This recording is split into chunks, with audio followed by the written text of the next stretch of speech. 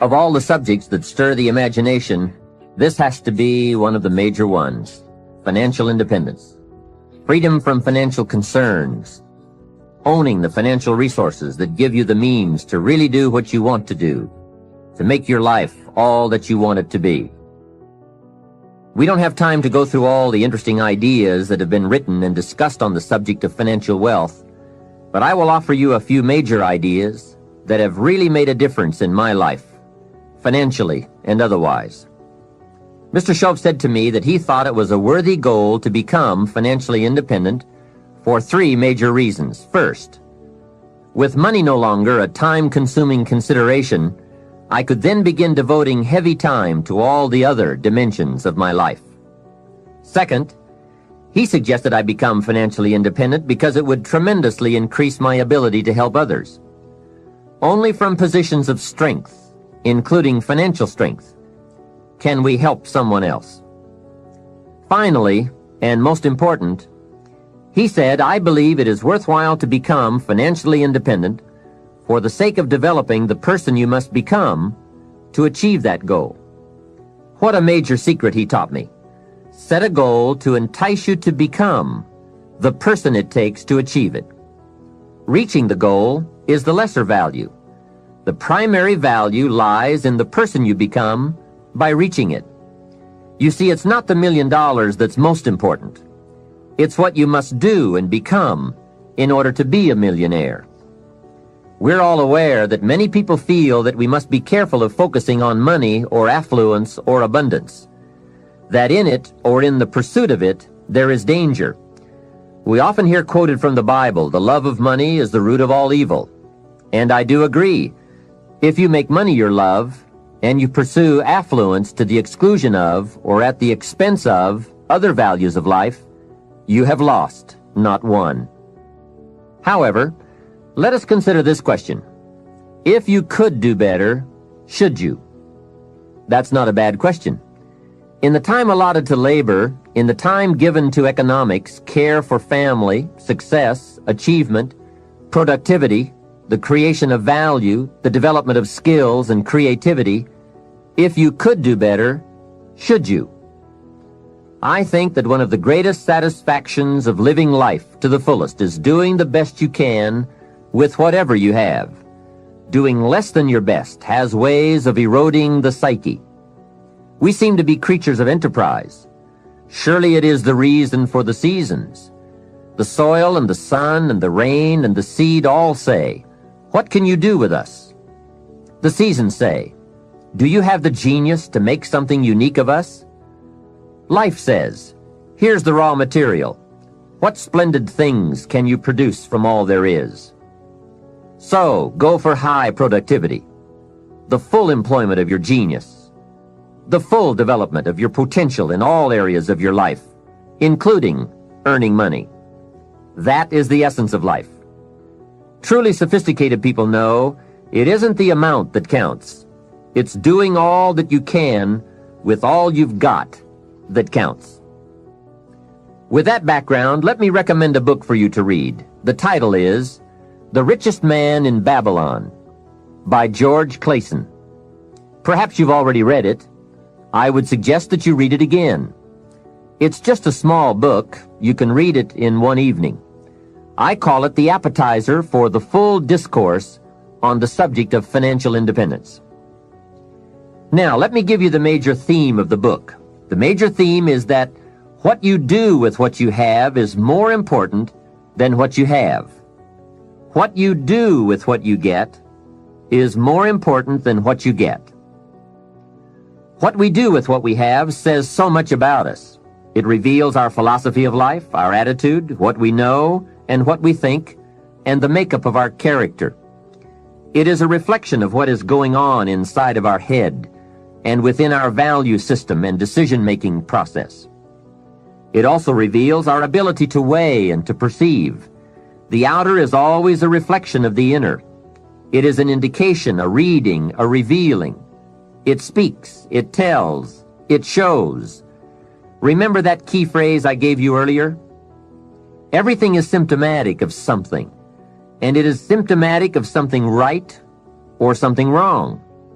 It is a wise policy not to ignore the symptoms, for they can be early signs of a poor choice of philosophy, or a sign that something important is being misread, misunderstood, miscalculated. So of all places, take a look here. What you are doing with your money says something about you. Now, what you're doing may be okay. All I'm suggesting is that you take a look. Let me give you some of the details of a good financial plan as suggested by Clayson's book. First, a very broad but important statement. Learn to live on 70% of your net income. Net meaning the money you have left after paying your taxes. And before we go any further, let us consider that most important part of our personal, social, and economic life. We must all in our lifetime, whether we are young or old, understand the necessity and the practice of paying taxes. We have to teach our children as soon as they have any money at all from any source that if they spend it for anything, they immediately become what we call a consumer. And all consumers of goods and services, no matter how young, have to pay taxes. In California, where I live, if a child is only 10 years old and goes to the store to buy something that costs $1, the proprietor asks him for an extra 6 cents. The child may look at the price tag and say to the proprietor, "But it says $1. What's the 6 cents for?"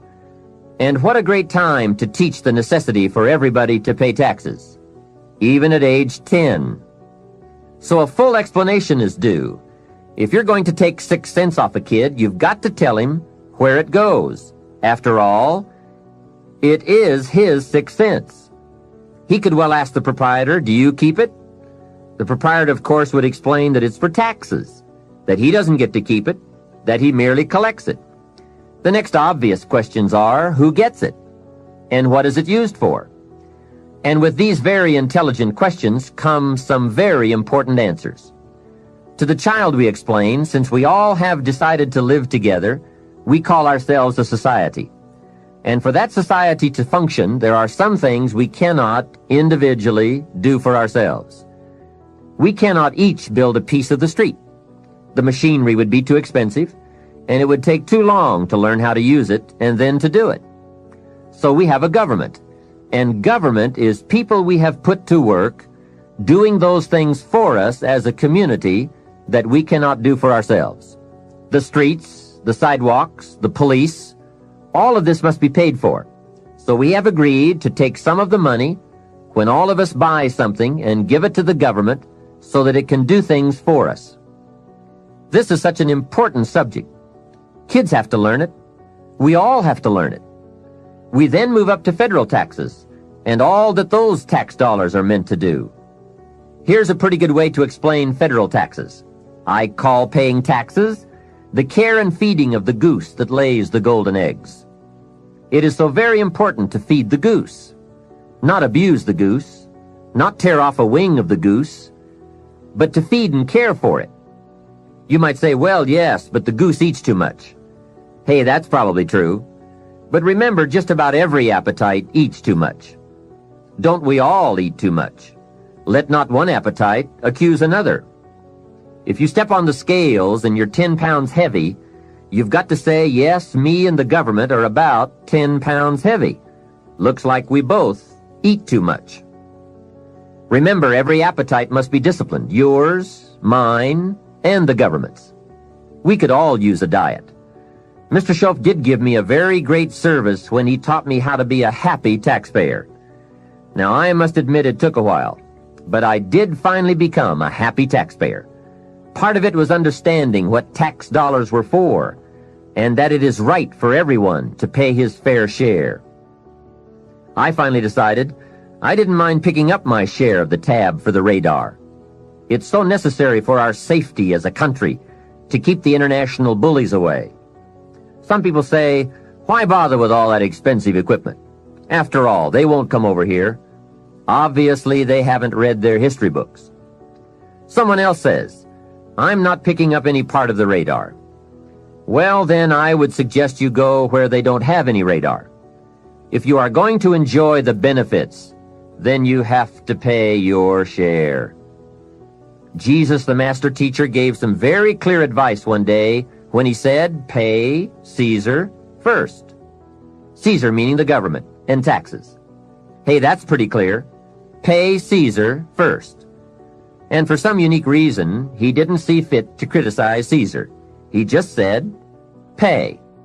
I don't think we need a prophet to explain that one to us. Now, don't pay more than you should. Take advantage of the advantages and the incentives. But then when you get to the bottom line, whatever that is, pay it. And pay with happiness, knowing that you are feeding the goose that lays the golden eggs. The golden eggs of freedom, safety, protection, justice, free enterprise. A society that works, provides a market and unprecedented opportunity. Freedom of speech, freedom of religion, education for our children. This is the most powerful nation on earth, and it provides us with the greatest chance to create a unique life. Some goose, some eggs. And remember, everyone should pay. Dignity demands that we all contribute no matter how small the amount. Everyone should pay. Even the federal tax bill, in my opinion. If only $1 a year, that's okay. Just so you can say with dignity, I pay my fair share. A classic example. An ancient Bible story says Jesus and his disciples were watching people come by and contribute to the treasury. Some came by and gave large amounts. Some gave average amounts. And some gave modest amounts. The story then continues. A little lady came along and put 2 pennies in the treasury. Jesus said to his disciples, look at that. The lady and the 2 pennies. They said, 2 pennies? You give us this example out of all who made a contribution? 2 pennies? He said, you don't understand. She gave more than anyone else. They said, 2 pennies? More than anyone else? Some have given fortunes. He said, you don't understand. Her 2 pennies represented, I'm sure, more of what she had than the large amounts represented of what their givers had. So she gave the most. How remarkable. But let's continue the story. Sometimes what is not said or reported is also a valuable part of the story. Consider what Jesus did not do. He did not take the 2 pennies out of the treasury and run after the little lady and say, here, little lady, we have observed that you are so poor and so pitiful, we're going to give you back your 2 pennies. We just can't let you pay. What an incredible insult that would have been. She would surely have said, aren't my 2 pennies good enough? They represent a great portion of what I have. Will you take away my dignity? No, that scene did not occur. And what a meaningful lesson. We learn from what did not happen as well. Let me give you the eloquence of silence. The eloquence of what was not reported but certainly must have been true. And it reads, Jesus left her 2 pennies in the treasury. What an important silent statement. It's of the highest philosophy. It best explains our earthly experience. Life is conditional. Value is on the other side of price. And of first importance is the act, not the amount. Everyone must pay, even if it is only 2 pennies. Now, after taxes, and I said all that to get to this, learn to live on 70%. The reason it's 70 is because you're going to be doing some very special things with the 30%. So what's left, 70%, is yours to spend. Now let's talk about the all-important subject of how you allocate the 30%. I remember one day saying to Mr. Schoaf, if I had more money, I would have a better plan. He said to me, Mr. Rohn, I would suggest that if you had a better plan, you would have more money. So it's not the amount that counts, it's the plan that counts. It's not what you allocate, it's how you allocate it. Here's the first part of the allocation process. Of the 30% you're not spending, 10% should go to charity, giving back part of what you have taken out to help those who cannot help themselves. I think that's a good percentage. Now, you can pick your own percentage. It's your life, and it's your plan. But giving your money to a church or to an institution is a good idea. More often than not, they can find the people who are in need. But whether you administer it yourself or give it to an institution to distribute, 10% should be given to charity. And by the way, the best time to teach this allocation process is when a child gets his first dollar. Take him on a visual tour.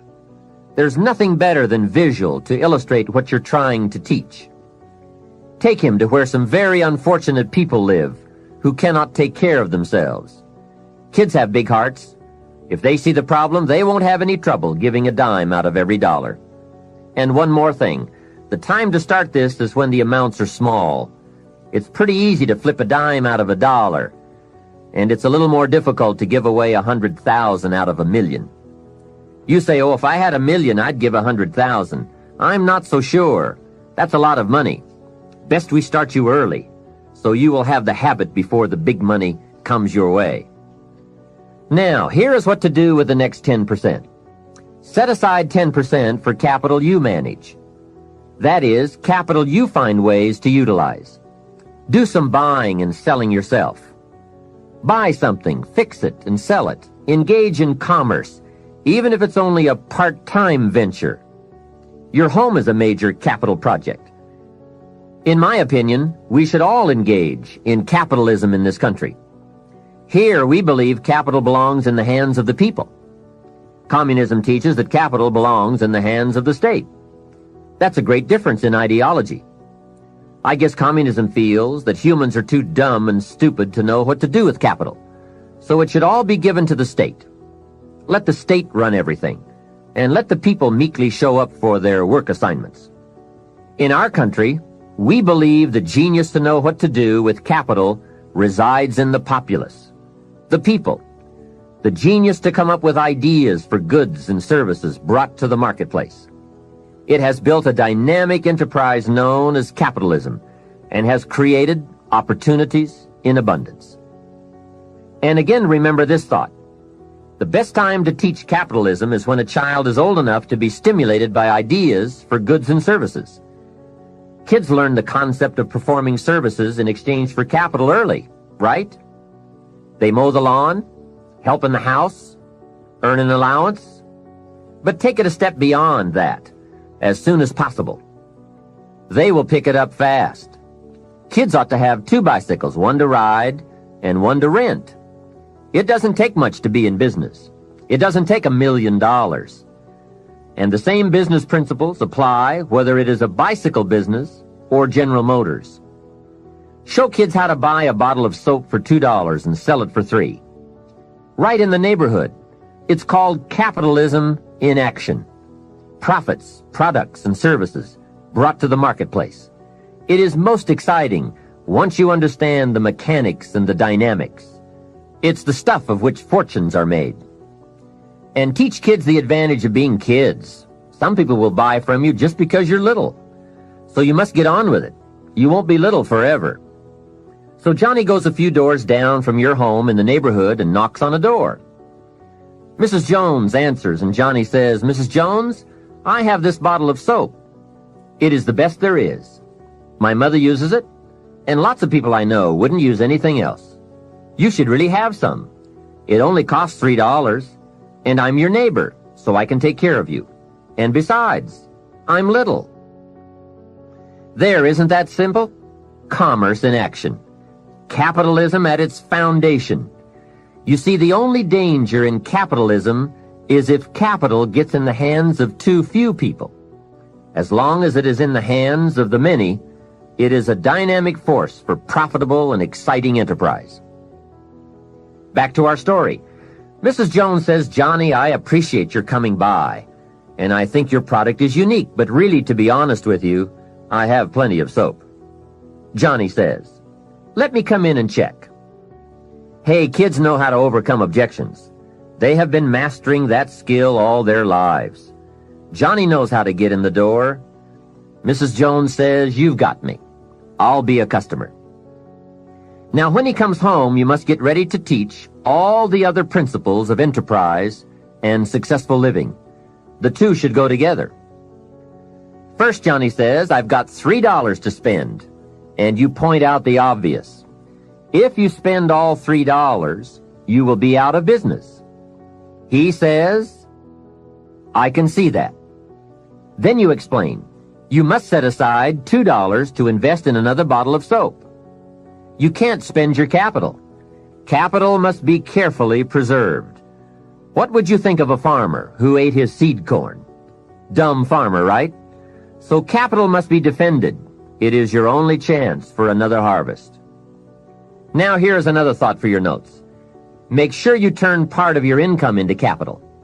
I would suggest 10%.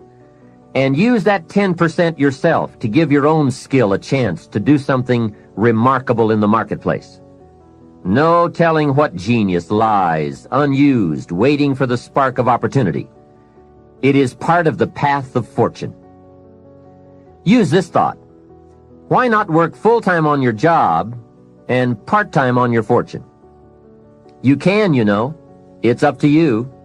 And you can't believe the feelings every day when you can honestly say, I'm working to become wealthy. I'm not just working to pay my bills. It makes a different kind of day. You will find it hard to go to bed at night and exciting to get out of bed in the morning. Remember, it's the same day, the same opportunity, the same you.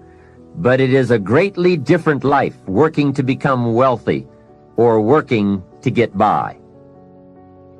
Now here's the next principle to teach. Johnny says, okay, I'll set aside $2 so I can stay in business and continue to make $1 profit. But I get to spend the $1, right? Now comes a most important opportunity. You must explain that if he spends that whole dollar, he will wind up broke and unhappy. And then take him on another visual tour to some part of town where he can get a good look at people who spend all they make and are broke and unhappy, and say, do you want to live like this? He will say, no. Then you say, all right then, you can't spend the whole dollar. He says, well then, tell me what to do with it. And with that open door comes the obvious opportunity to teach all the principles of wealth and happiness and lifestyle. One of the major factors that affects your life, all your life, is what you do with your money. So here's what you do. First, pay your taxes, right? And for kids, that is easy. They pay when they spend, unless they make a lot of money. Then you must teach them to pay federal taxes. Remember the care and feeding of the goose that lays the golden eggs. Next comes the 10 cents for charity, which we have already covered. Johnny says, oh yes, here is a dime for those who cannot help themselves. Now I can spend the rest. Answer, no, no. You will wind up broke and unhappy. He says, okay, what now? And now comes another major life lesson. The next 10 cents out of every dollar of wages or profit is for the increase of capital you manage. Set aside 10 cents out of every dollar profit so that someday you can buy 2 bottles of soap instead of 1. I'm sure Johnny will catch on to that one right away. He says, of course.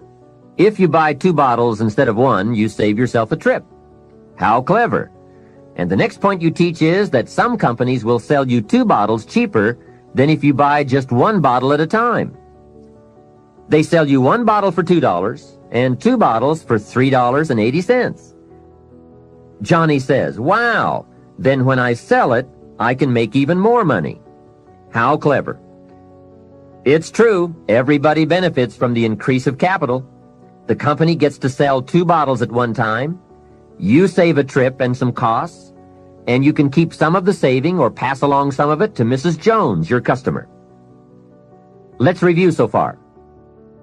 First, pay taxes. Next, 10 cents for charity, and 10 cents for capital you manage, and for the increase of that capital out of every dollar of wages or profits.